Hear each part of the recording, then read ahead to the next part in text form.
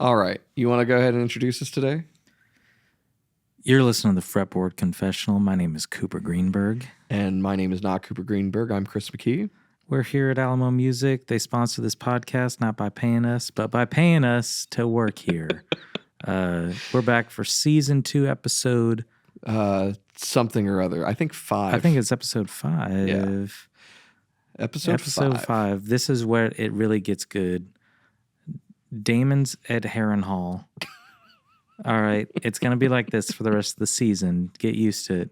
No, this ain't no House of the Dragon. Stuff gets done in this show. So, thanks for listening. Thanks for watching. If you didn't know, if you're listening, we do have this filmed now on our YouTube channel, and along with other fun stuff. And, we're back. Chris, what do we got to talk about today? So we got a number of things to talk about. One, I think we should kind of give some previews as to stuff that's coming because we just got back from an epic trip, and I want to talk about that. I think we should talk a little bit about news that dropped literally today while we're filming this, and really interesting timing as we've just entered the fourth quarter, has some ramifications for retail, and then we'll get into some other interesting things like guitar builders running their mouth, maybe saying some stuff that I'm sure their PR departments wish they wouldn't, and maybe what's their we can gather. PR? Yeah. S departments. Am I right, guys? So first things first, we just got back from an awesome trip. So we've been fortunate this year. We've had some great trips. Great trips. Got to go see FERC in Europe. Got to, do the whole Europe thing. That was a blast. Have us back, Petra, Yana, please. And everyone else involved. That I want to go back. That was awesome. But we also just went to San Diego. Oh, yeah. And we went to Taylor last year. This year, that was a much longer trip. We were out there for pretty much the whole week. Yeah, I think it was like 3 weeks that we were out there. It just felt like it. So, first off, last year we got to do customs. This year we also got to do customs. I'm really excited for what's coming. I think we're going to be teasing it a little bit. Yeah. Because they'll take a little bit to get here, They'll take a little bit. I'm just going to drop a few terms. Master grade Koa. I'm going to drop a couple things, too. The last that was available across the board for a lot of different stuff. Yeah. If you're fans of the old 90s Koa. It's back. If you're it's back and it's gone. We're going to talk like Biden right now. When you talk about the Koa, you got to, it's good for everyone. It grows. They're not making any more of it. So we got some of that. We got a little Cocobolo. We got some really interesting tops. Yep. Some just really cool stuff. The theme, I think, last year it was a lot of one-of-a-kind stuff. Yes. Like a lot of really interesting things with a lot of exotic stuff. This also has some exotic things, but also we were very lucky to go at a time where we got kind of the pick of a lot of things that will not really be around. So, well, there was a thing that they said to it. So Cocobolo's kind of been unobtainium for a lot of people. They had a small stack. We basically went, okay, we'll take that. All that.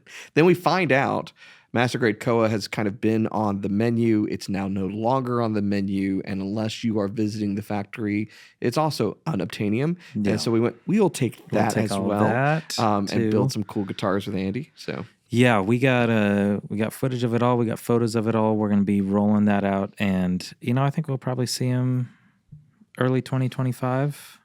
But hopefully some before then. I'm not super optimistic that they're going to be coming in very quickly, especially given how we spec these guitars. Yeah, there's going to be a lot of very cool stuff, and luckily, I think a couple multiples of some very cool builds. So it's not just limited to one person, because that always is the problem with catch guitars and custom guitars. It's like there's one.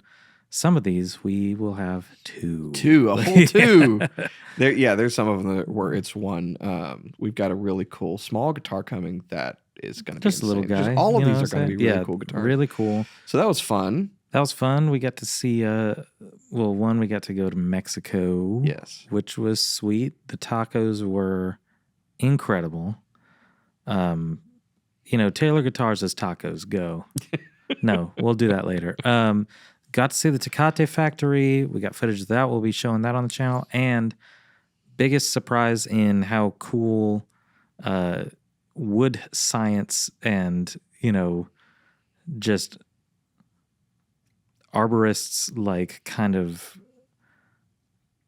overall control over that state, and West Coast arborists getting to see where the wood comes from, how it's processed, how it's used. Yeah.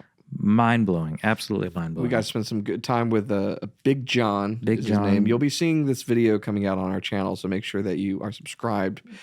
I think one of the coolest people I've ever met. He was a really cool guy, and still is. But there was a lot of surprising things on that trip, I think, for both of us. And I think the story that we're about to tell about what's going on there is going to catch a lot of people off guard. So I'm excited about that.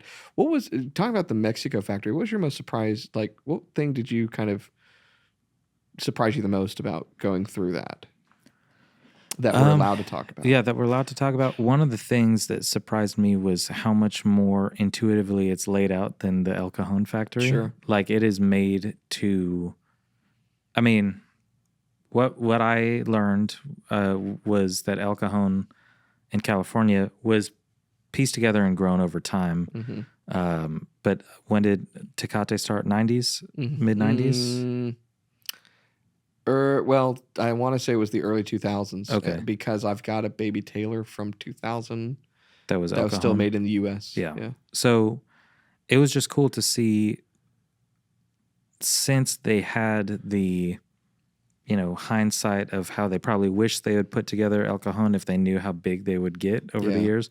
Kind of seeing like, all right, if we can start from scratch and make like the easiest kind of walkthrough of the process of guitar making, that was mind blowing. But also seeing a little bit more of like the raw material and how it gets processed, and like just the sheer amount of ebony that was in there. And it's not just, layered guitars. I mean, there's a lot that they're doing down there. That the cases. Yeah, the cases, and that was cool. Yeah. Seeing how the cases are made.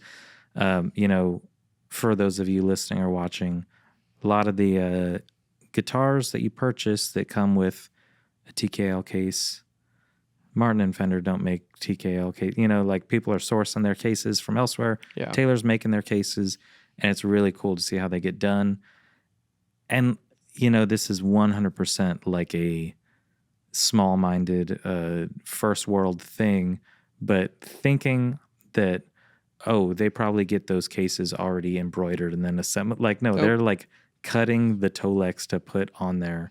With massive machines. And like shaping the sides of poplar to make the shapes of the cases. And that was what was surprising to me, just how pretty the poplar is. We kind of made a comment at one point of like, y'all should do like a poplar GS Mini, because that's crazy looking wood. So yeah, no, it was really cool. And I mean, everybody was nice down there. Everybody was recognized for their skill level. And so there was a lot of just kind of this community aspect that was cool.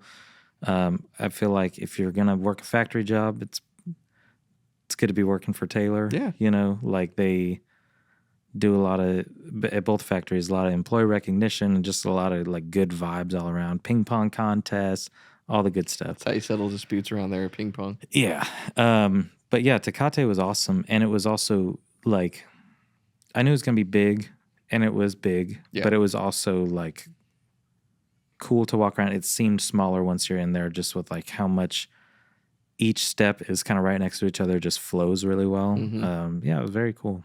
Very cool. And the tacos were great.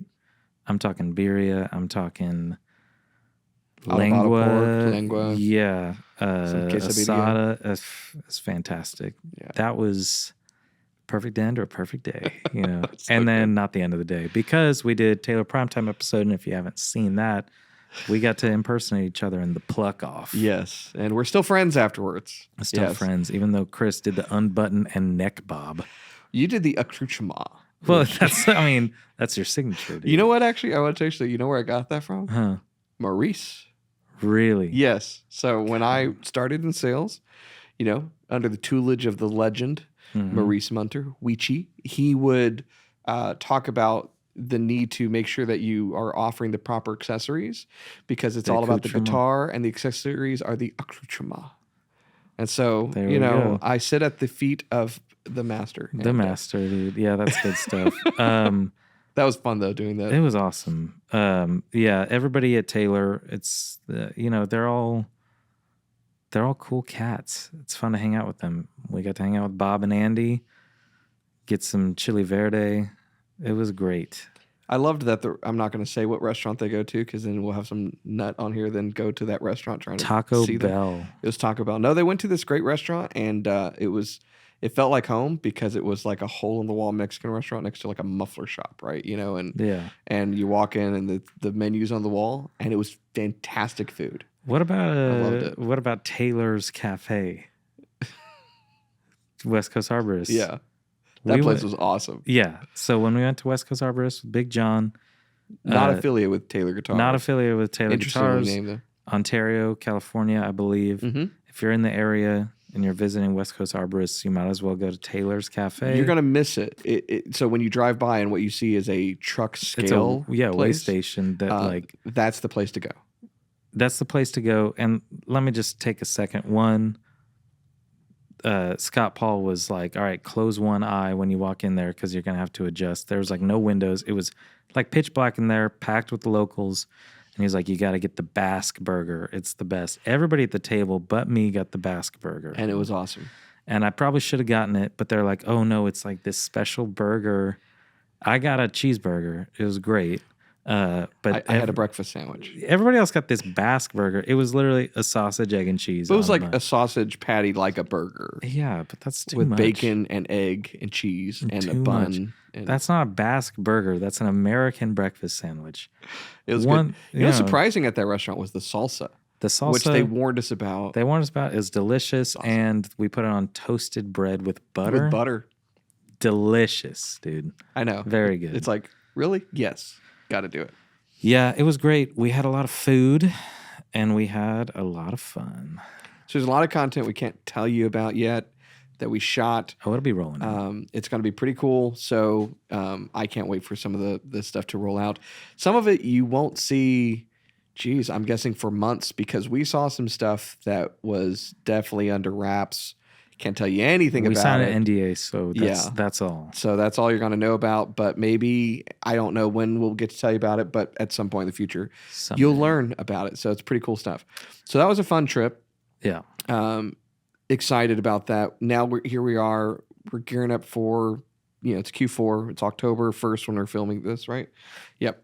And as of today, do you see what's happening in the news that might make for an interesting Christmas season? Oh, yeah. I got to call the longshoremen I know. Yeah.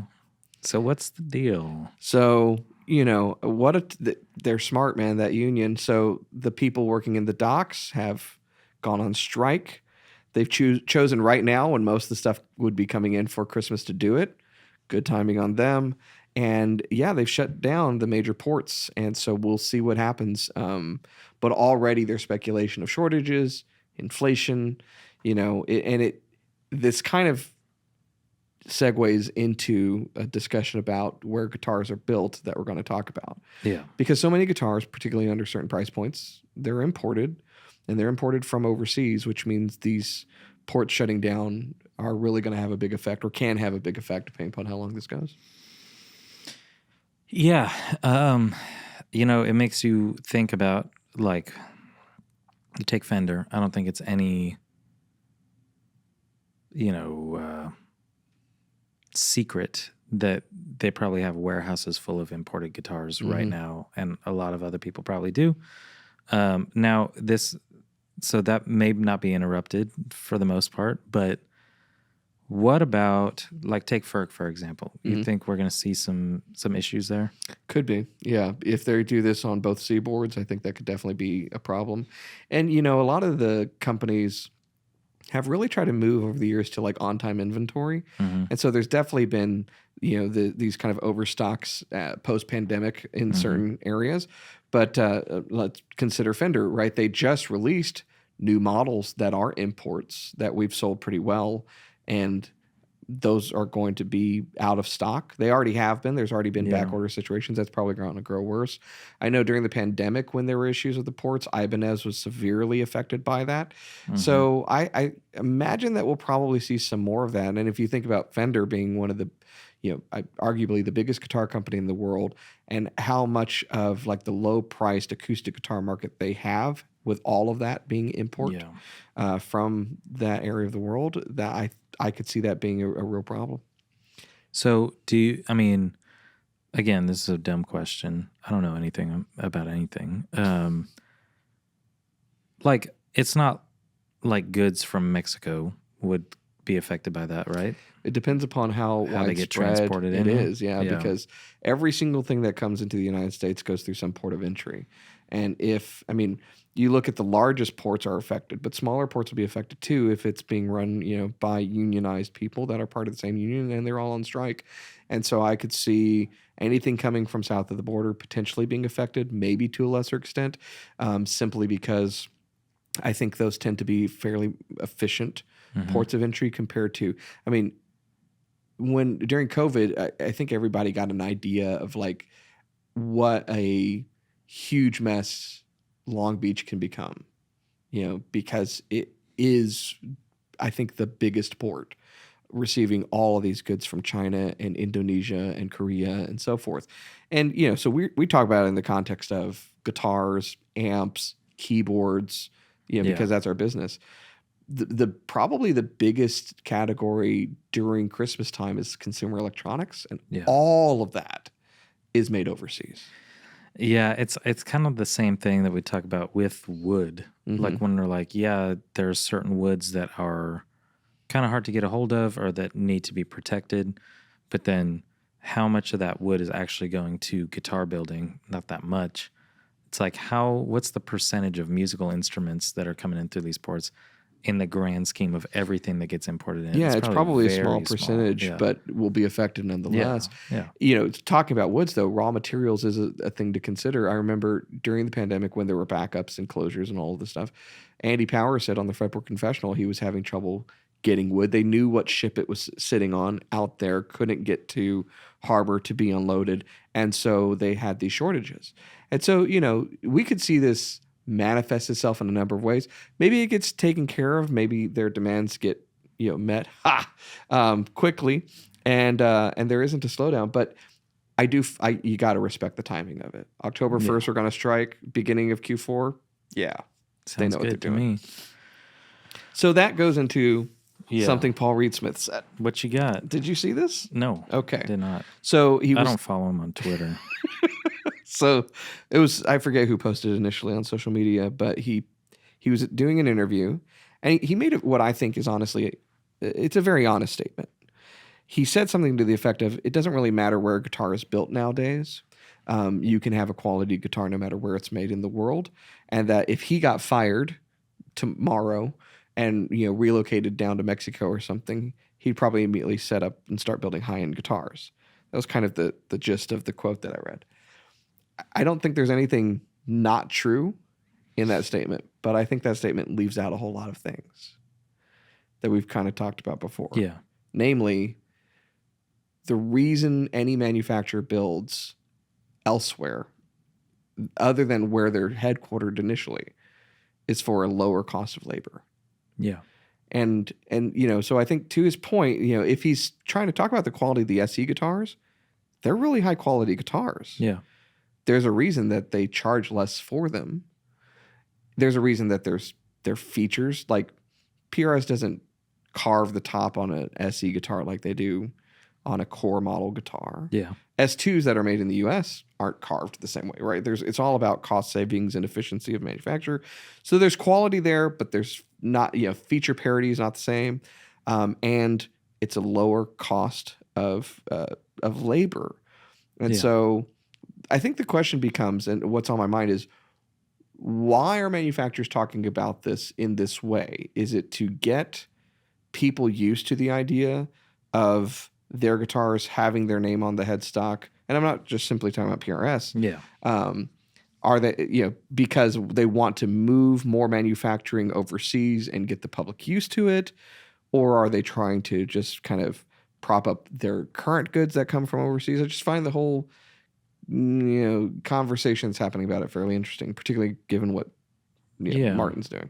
Yeah, I think it's interesting because there's such a wide spectrum of quality all over the world. Like, we've had incredible Chinese-made guitars and really bad ones. Nothing like this is atrocious, but like, relatively bad ones, sometimes from the same manufacturer. Right. I also think every manufacturer has to have their narrative, right? And Taylor and Martin and Fender, let's take Squire out of the picture. Taylor, Martin, and Fender, they've got the same name on the headstock and can be pretty transparent about. I mean, we went to Mexico with Taylor. Right. Is nothing you can complain about down there, and it's a 45-minute drive. You could argue that the quality is exactly the same. Yeah, it's great, and especially like in Taylor and Fender, like they are both somewhat pioneers of consistency in manufacturing. So it's like if you got the same machinery in both places, then it becomes obvious, like, yeah, this is a cost difference thing. Keep the cost down on GS Minis, and it's still great quality either place. I would love to go see the Navajo factory in Martin. I'd assume, I mean, you go to their factory, they have a huge screen showing you what's going on over there. Right. You can see like it's the same thing. But I do think it helps, like, when, even though it's outside of the country, it's somewhere that, you can go check it out. There's like great communication between places and all that. Then there's the other side of it where some manufacturers put their name on a headstock, but it's like a completely, unassociated manufacturing facility that is just building like an OEM product. Cortec. Yeah, exactly. So, I don't know. And then on the other hand, then you got import guitars from FERC, but they're, what's the difference? We've been there, and it's perfect. It's great. And I think that's a great point. So let's think about that. What is the difference? I think the difference is the expectation of a guitar made in Europe means that the cost of living is not as dramatically different as it is in the United States. Yeah. And so you would expect that what they're paying their staff to make these guitars is probably similar, on par to some extent. And so when the pricing is similar, then, it kind of makes sense. It's an import guitar, but it's European. And so maybe their margins are roughly the same from a manufacturer standpoint,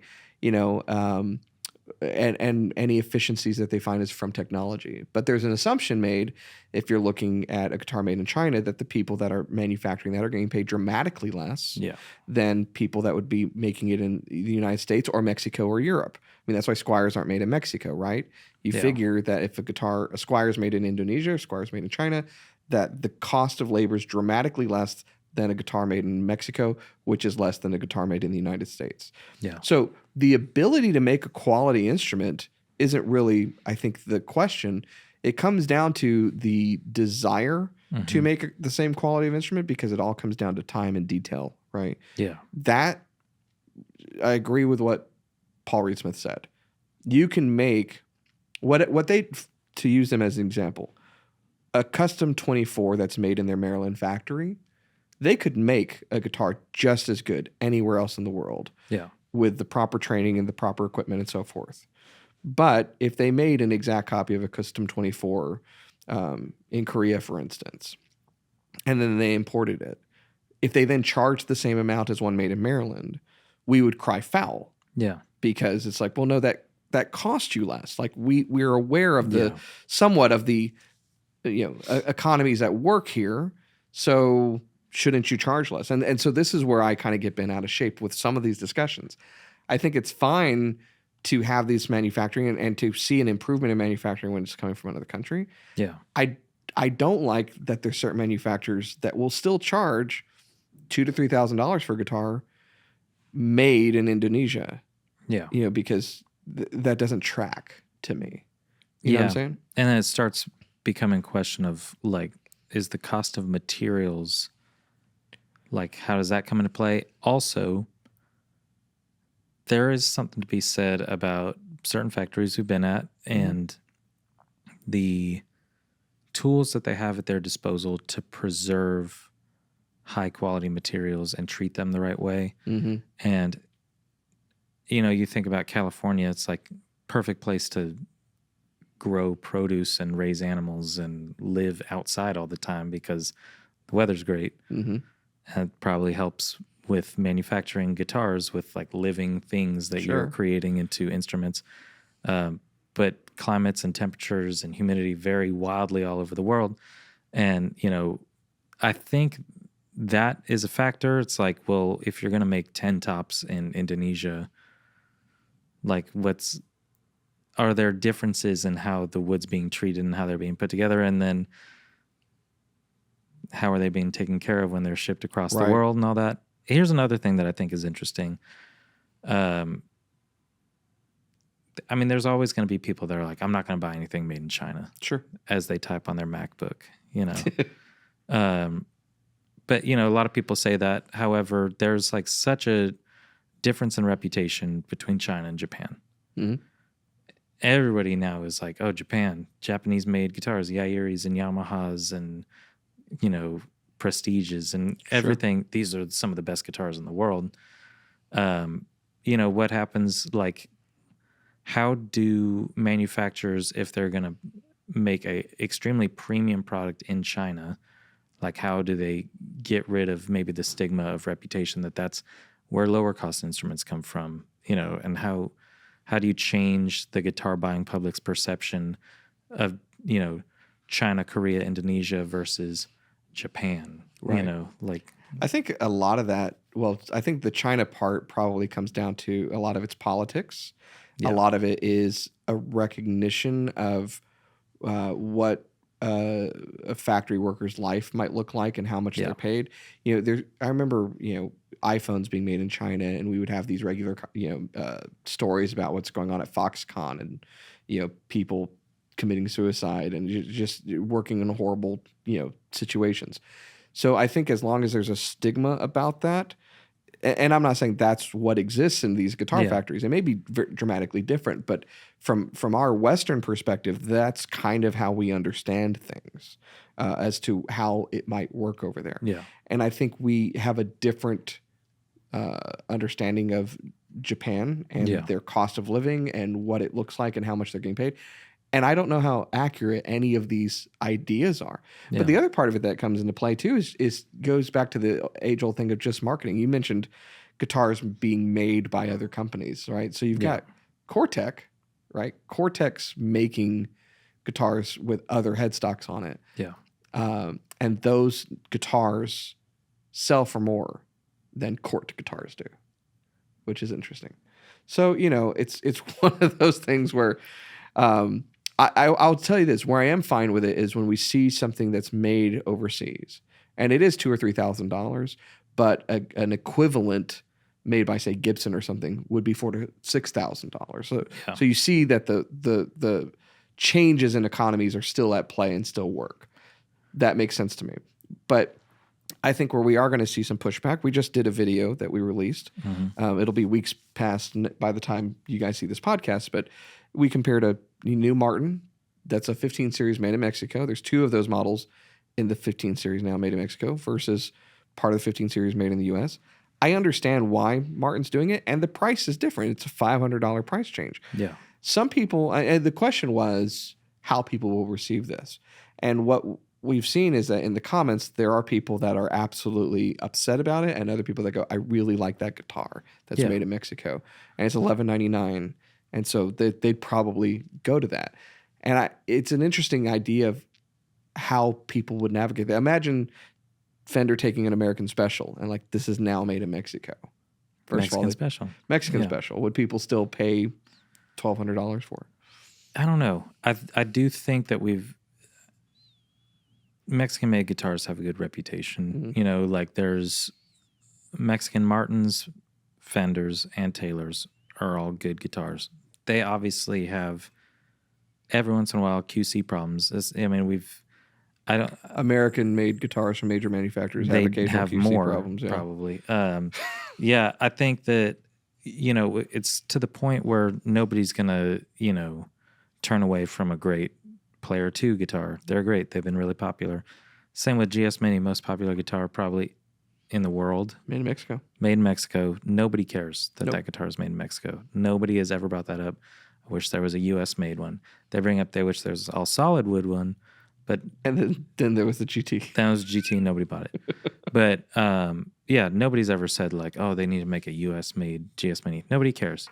That being said, it is a certain thing that they're going to have to understand is that, I mean, we still hear people saying, I remember I got my standard series Strat for $400 like 10 years ago or something. And you find those old musicians' friend catalogs that American guitars were $1,200 and Mexican guitars were $400.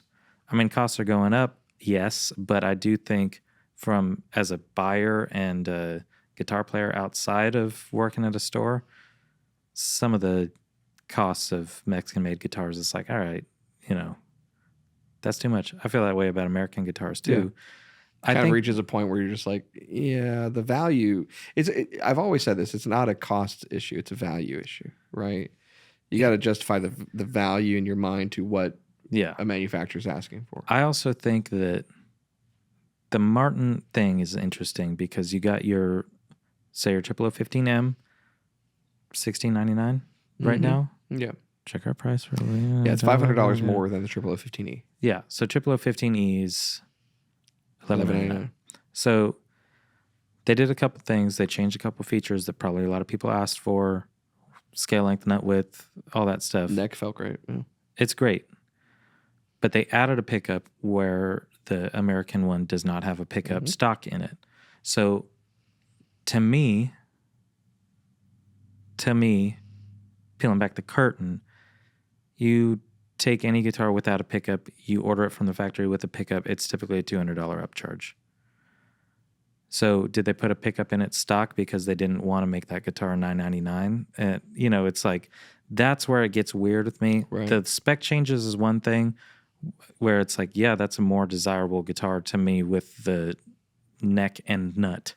But it's like, if they took out the pickup, just called it a 0015M made in Mexico and made it $999, then it's like, dang, a bunch of people would buy that. Of course, then it starts getting pretty close to the 0010E. Yeah, it's like you got a 0010E, it's all solid wood, you got a pickup in it. Like, what's the difference here? Yeah. And then you deal with like, feature parity and too many choices to be made and choice paralysis and so forth. So yeah, it's pretty crazy. 0015MM.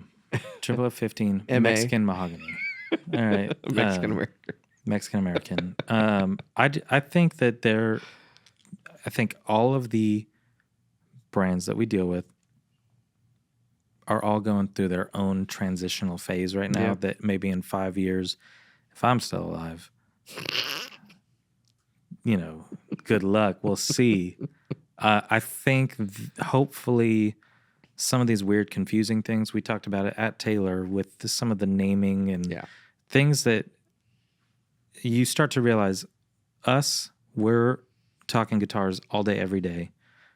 People at these factories that we work with, even more so.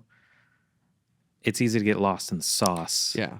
And be like, oh, this is a new thing. We have to put out this new product and we're going to call it this. There's no time. Holidays are coming up. Get out the new thing. Right. And then it's like, this makes absolutely no sense to the casual guitar player that's just looking for a good deal on a high quality guitar. They do not want to differentiate and dive in and look at where it's made and they just want to get a clear photo of a guitar and specs next to it and say, that price sounds good to me. That sounds good. I want to try it out.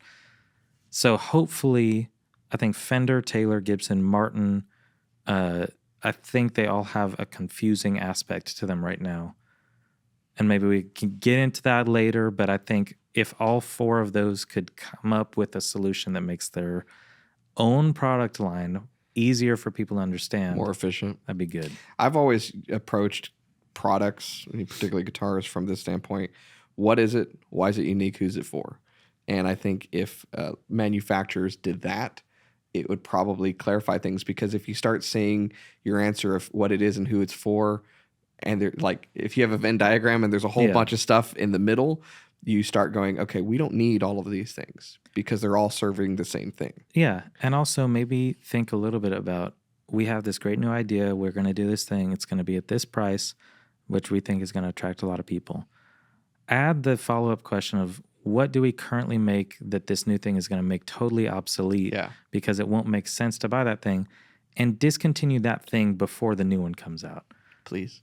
Because it's like, that is, for Fender, to me, it's the new jumble up of Player 2, but Player Plus are still there, and American Performers are still there, and there's too little of a difference between all these guitars that justify like very slight steps up in price. It's like, yeah, the $800 to $1,200 price range with Fender is extremely crowded. It's the new $400 to $600. I mean, there's literally, you could take a Strat in that price range, and there's like 10 different models you would choose from, if not more. And it's like, well, then you got Venteras too, which like Ventera 2s too. Ventera 2.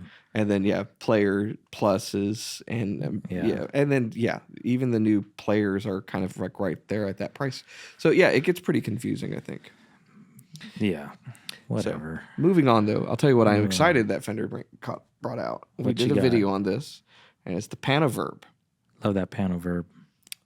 The Panaverb, which we're currently sold out of. We have more that'll be coming in, but that. So we did the video on that, and I think we were both excited about the amp and said this is one of the most unique things Fender's made in a long, long time. Yeah. And it's just fun. It's funny. Not to carry, but to play on. I would hire people to carry it for you. Yeah. If you got the money to buy that amp, you got money for a roadie. All right. But I think it's very cool. I think the reaction has been great. We always look to see, one, how our videos are doing, how they're performing. Over the last month, that's by far been the most watched video that we've done. And also other stores and Fender and everybody else's stuff. Just seems like people are really into this amp. It's hard to gauge sometimes because we nerd out and get excited about a lot of things. And then sometimes nobody else cares about them. This was one that I think... because they're wrong. Yeah, they're wrong. But what I would like to see, I want to see the Pana Twin, the Pana Prince, the Pana... You want to see Pana Deluxe. Everywhere? I want to see the Pana everywhere. Pana Bassman. So the Panaverb to me is confirmation of something that Rhett Scholl of YouTube fame posted on, I think, Instagram. And I agree with him. And what he said was, I don't think tube amps are going anywhere. Yeah. In the world of, digital recreations of amps and boxes and stuff. And I think it's interesting because UA, who I think makes great stuff, you own some UA stuff, right? Oh, yeah. And I own some UA stuff. They make some great guitar pedals. And they're on a tear right now with their amp pedals, basically amps in a box. So they came out originally with the Dream and the Ruby and the Woodrow, right? That was the first three. And then the Lion was after that to give you all of the Marshall sounds. Yeah. And then the next one was a recent release, the Enigmatic, which from what I can tell, as they try to talk out of both sides of their mouth to not violate some kind of trademark, it seems to be that it's emulating early boogie stuff and Dumbles. Nice. And now what I think has leaked is that they're coming out with another amp that's going after like dual rectifier type sounds. Nice. Here's the problem. It's going to be called the Mega. It's going to be called the Mega. They should call it the Megazord and go after all of those 90s kids. Here's the if you haven't picked up on it yet, let me say this again. You can go to Strymon, you can get into Iridium, and in the Iridium you've got Vox AC30, Fender Deluxe Reverb, and Marshall Tones. Yeah. Right? You can buy a Fender Tone Master Pro, Boss IR200, and in all of these you've got Fender amps and Vox amps and Marshall amps and EVH amps and all of this different stuff. The point is that they're all just copying tube amps. Yeah. And so I think to Rhett's point, and it's funny because I commented to him, I said, yeah, I think you're right, because here's the problem. If you don't make any more amps, what are the pedal companies going to copy? Yeah. I mean, that at the end of the day is the problem, right? You can't copy something that doesn't exist. And so I think what we get excited about is when a new amp like the Panaverb comes out, which, by the way, that'd be difficult to put in a pedal because part of the beauty of that is the combo with the 15 and the 10. Yeah. I'm sure they could figure out some kind of functionality. Yeah. It's going to be in the next patch update of the Tone Master Pro for sure, with Jack White's face next to it. But you know what I'm saying? Like, how do you copy something if there's nothing to copy anymore? Yeah. I just think, like, you know, for all you guitar players out there, pick a tone. All right? Just pick what you like. Get something real.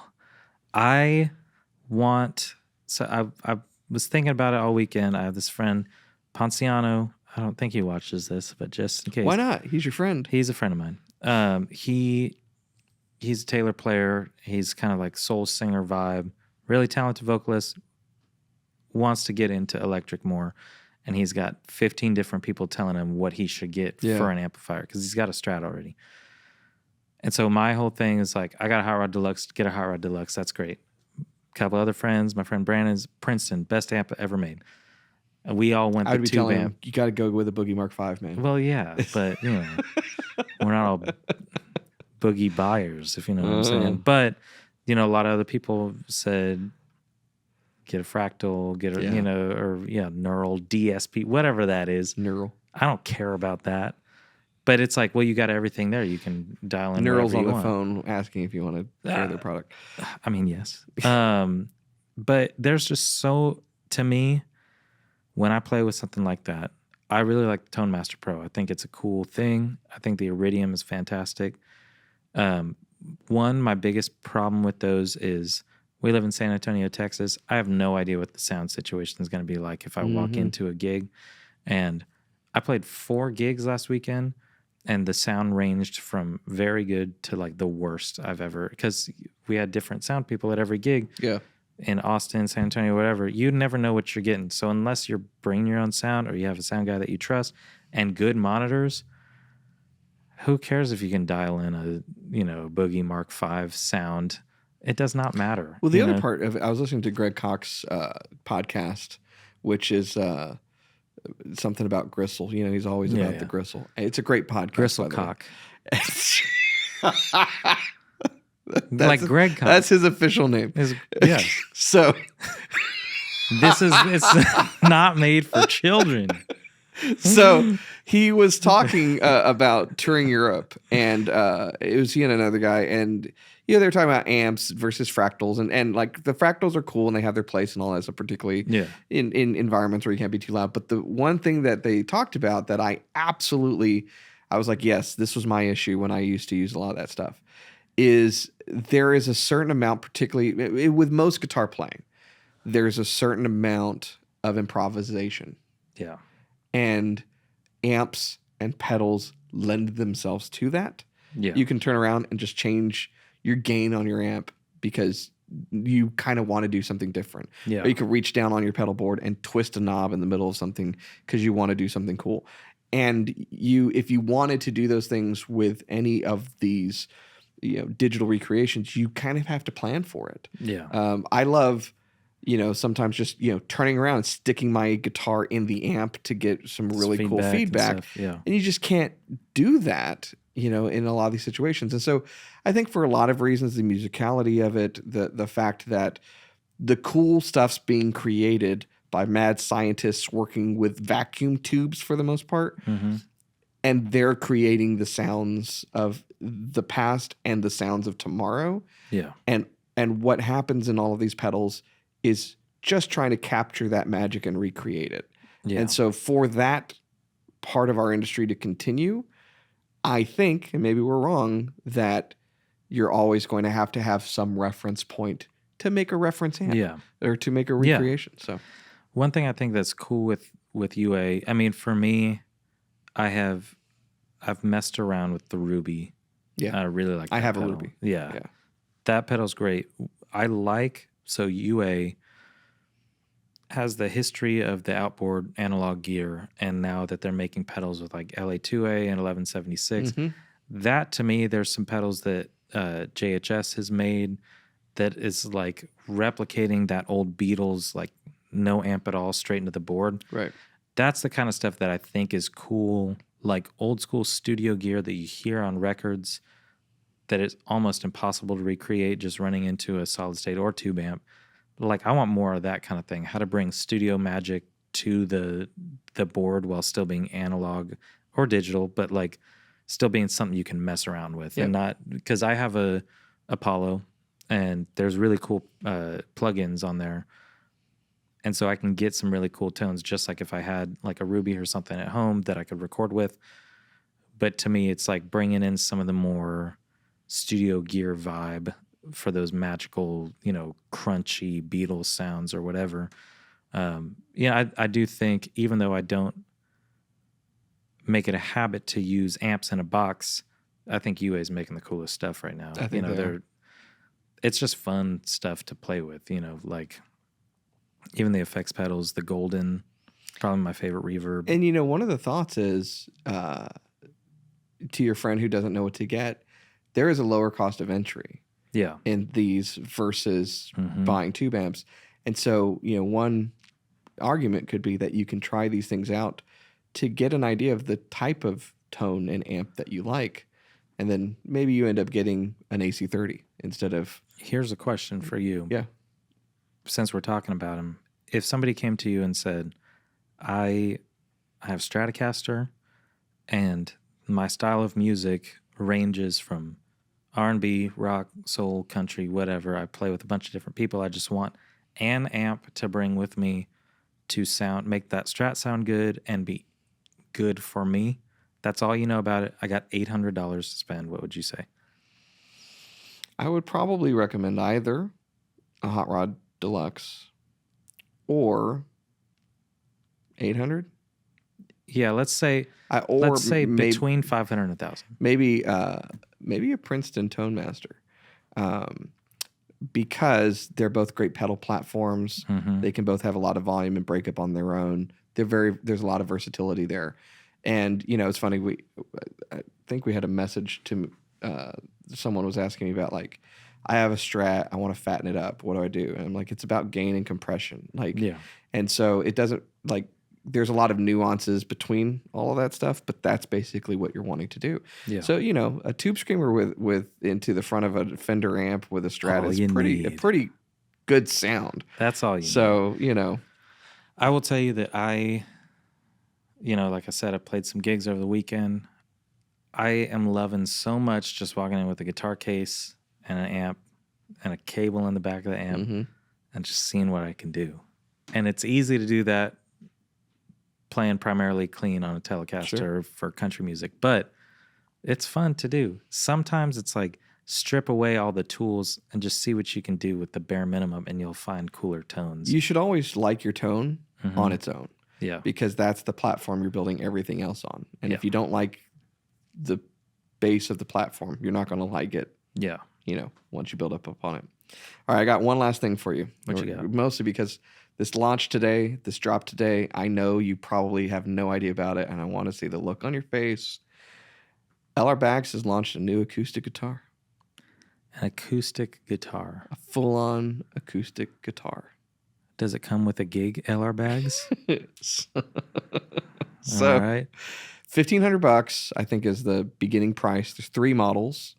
There's a Torfied spruce top version. There's an Engelmann spruce top version. There's a Sunburst version.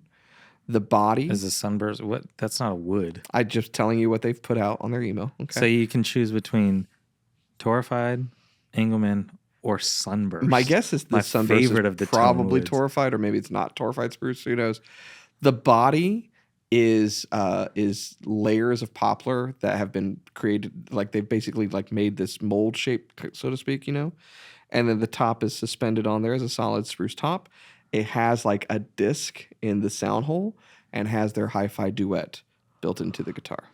Is the hi-fi duet even out yet? I think the guitar has launched before the hi-fi duet. What the hell? I might be mistaken. But yeah, so I was kind of shocked at this news. And it was interesting how they set up, Lloyd was a luthier. He built some guitars for some pretty big names. And he started the pickup company because he was trying to find good pickups to put in the guitars. And now, kind of full circle, they're coming out with this. But it's interesting because it reminds me of what's happened with George Gruen. He's come out with his own guitars. The Versatar. There's so many guitars that are coming out Yeah. all over the place. So yeah, given that we're dealers, and the first time I heard about it was from a public email, I was kind of shocked. But there you go. LR Baggs has now made a guitar. Who's making these guitars? I have no idea. Are they made in America? At the price point that they're at, I'd be surprised. Maybe.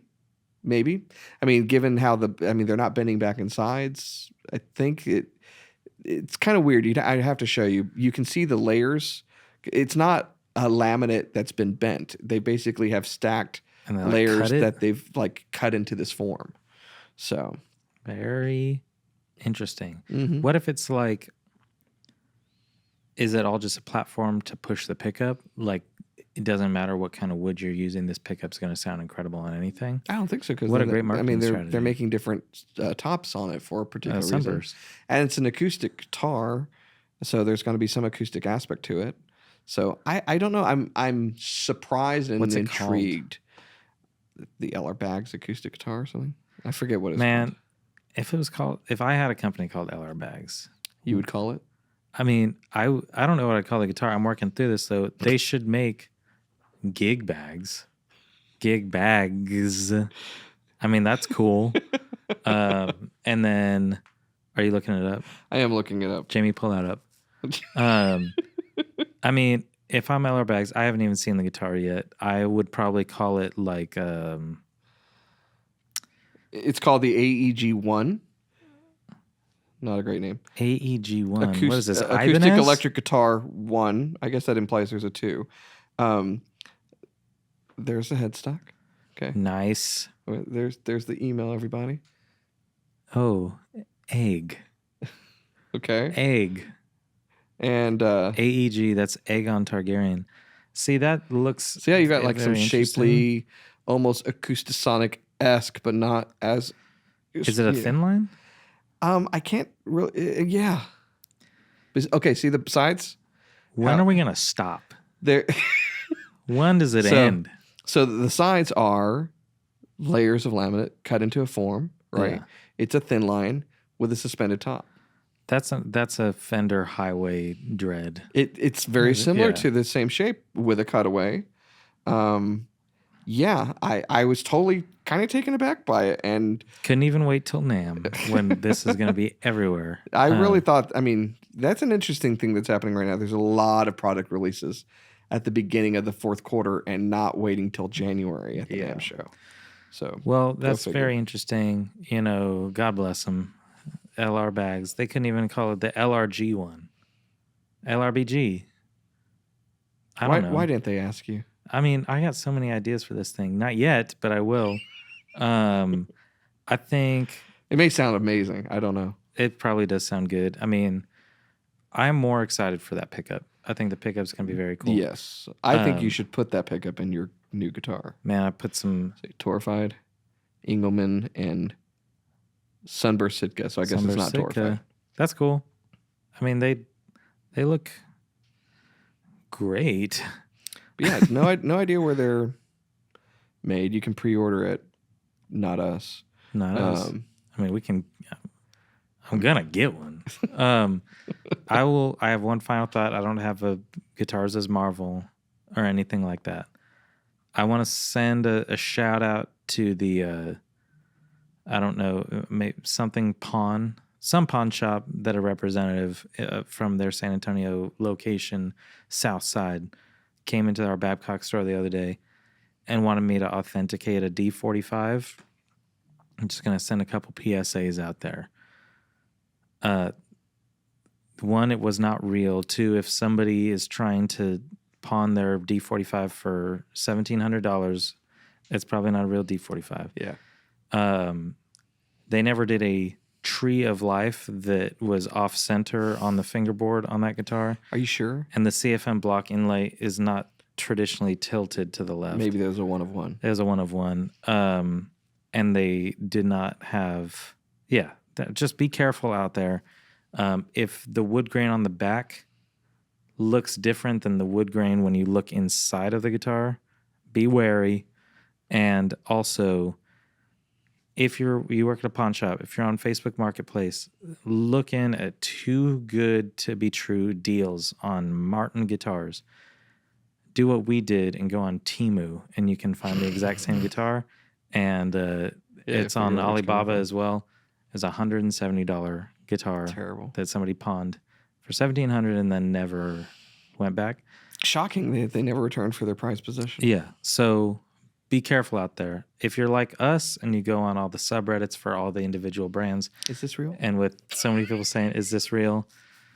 You know, learn the facts. But start by just going on Martin's website and looking at D45 and seeing if it looks like that. You know, I feel bad, but I just want to put that out there. We had a D28 getting a string change once, and I walked in from 20 feet away, trying to think how far at the Babcock store the string change station from the door is. I was like, "What is that?" And they said D28. I said, "No, it's not. It's a D29, baby." Yeah, D27 even. Yeah, you know, just be careful out there. People are trying to sell you AEG ones these days for D45 pawn shop prices, and you got to be really careful with what you're getting into there. You know, be safe. Shop at AlamoMusic.com. We have a guarantee here that we have real guitars. Absolutely. We don't have hi-fi duets yet. Not yet. Not yet, but someday. I've been hearing it's going on a year. Now we know where they've been. They've been going into the Aegon Targaryens. You got any final thoughts? That's it, man. That's all I got. So we hope you enjoyed this raucous time of the Fretboard Confessional. We've got a very cool episode coming up after this, so make sure you are a subscriber to this. You're not going to want to miss this next episode. It's an interview. It's our really first video interview. It is our first video interview. I'm not going to tell you any more than that. You just got to stay tuned, but it's going to be a good time. It was the last interview with the late Pete Rose. We talk all about gambling, and guitars and baseball. So rest in peace, Pete Rose, Maggie Smith, James Earl Jones, Chris Christopherson. There's another one we're missing. We're missing it. Jimmy Carter soon, I'm sure. I don't know. Happy birthday, Jimmy Carter. You know, the American dream. Not the line, just like, you know, the concept. All right, let's cut it off. Have a good one.